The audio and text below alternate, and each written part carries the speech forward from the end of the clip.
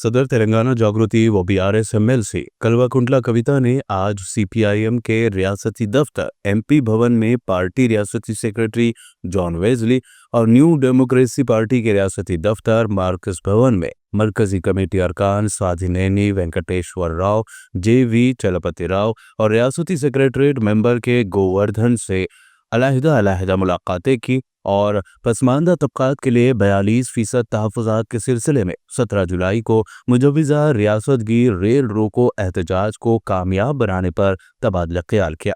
इस मौके पर बाज़ू की जमातों ने तहरीक की मुकम्मल तायद व हिमायत का ऐलान किया और इसे समाजी इंसाफ के लिए संग मील करार दिया। बाज़ सदर तेलंगाना जागृति के कविता ने मीडिया से खिताब करते हुए कहा कि हम गुज़िश्ता 2 वर्षों से कामारेड्डी डिक्लेरेशन के नफाज के लिए मुसलसल जद्दोजहद कर रहे हैं।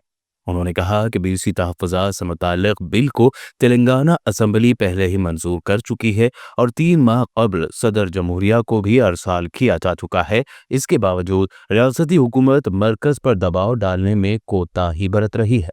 जय तेलंगाना। ఇవాళ తెలంగాణ రాష్ట్రంలో మరి కామారెడ్డి డిక్లరేషన్ను యథాతథంగా అమలు చేయాలనేటటువంటి ఒక డిమాండ్తోని గత 2 సంవత్సరాలుగా పెద్ద ఎత్తున తెలంగాణ జాగృతి యునైటెడ్ పూలే ఫ్రంట్ ఉద్యమిస్తున్నటువంటి విషయం మీకు అందరికీ తెలిసిందే.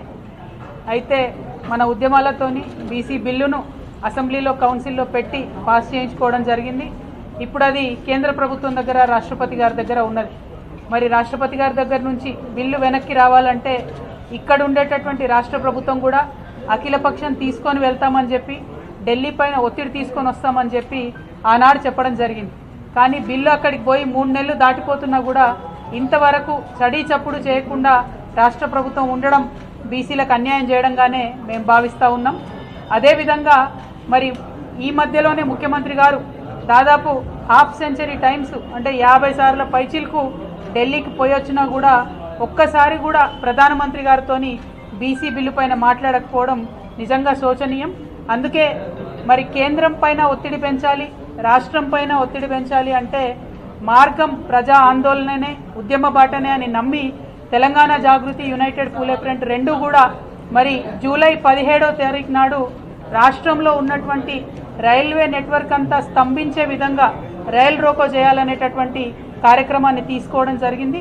ఈ కార్యక్రమానికి మద్దతుగా మరి కలిసి వచ్చేటటువంటి లైక్ మైండెడ్ వ్యవస్థలను, వ్యక్తులను అందరినీ కూడా కలుస్తూ ఉన్నాం. ముఖ్యంగా ప్రజా ఉద్యమాలకు పేరెన్నిక కలిగినటువంటి మరి సిపిఎం పార్టీ అన్న వెస్లీ అన్న గారిని ఇవాళ కలవడానికి, వారి మద్దతు కోరడానికి ఇక్కడికి రావడం జరిగింది.